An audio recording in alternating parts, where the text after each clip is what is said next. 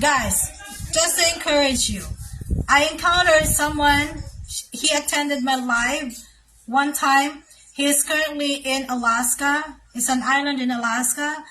And this is his profile. He is a SPED teacher. He has master's in SPED.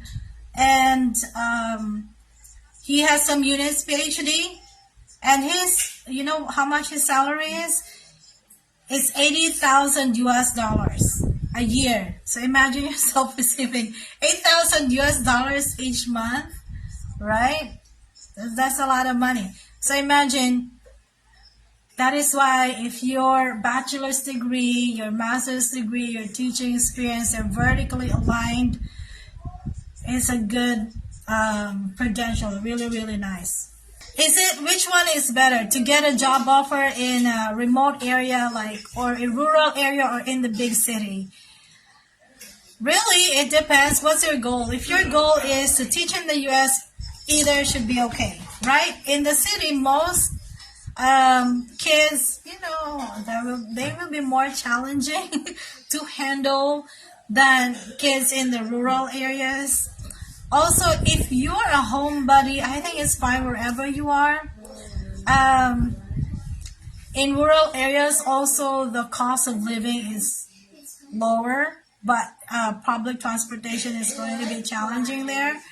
And yeah, you have to drive a long drive in order to get to the town centers, to plazas. Yeah, if you easily get bored, you don't want to be assigned in rural areas.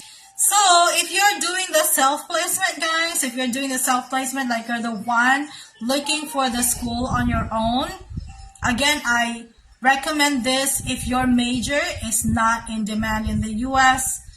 So I've been talking about in-demand subjects. What are those? STEM, right? STEM, SPED, English, foreign language, that's Spanish, French,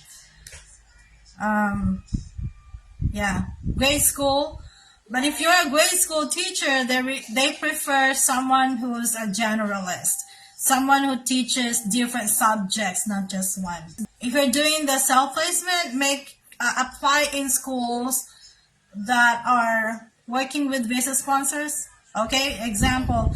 But ITS can place in any state, and also GEC, because again they have the self-placement program. So in Florida, Georgia, South Carolina, Virginia, North Carolina, New Mexico, there are so many visa sponsors there because, those are the states where a lot of foreign teachers are teaching. So also try Texas, California. Okay, but California, not really a fan because California is becoming like but I don't like California. You can watch YouTube videos about how California is looking now. For instance, in Oakland, in San Francisco, it's a mess. Okay, again, the English certification like TOEFL, IELTS, they're not required if your visa is J-1.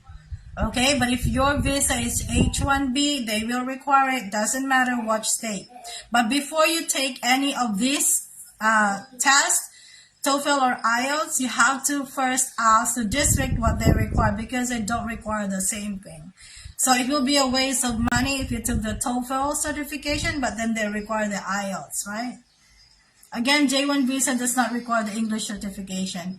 Do they have a de facto partner there, ma'am? Yung ka-live-in lang. Okay, so for J2 dependents, you have to turn in marriage certificates. So if you're not married, you cannot take your partner with you to the US as your J2.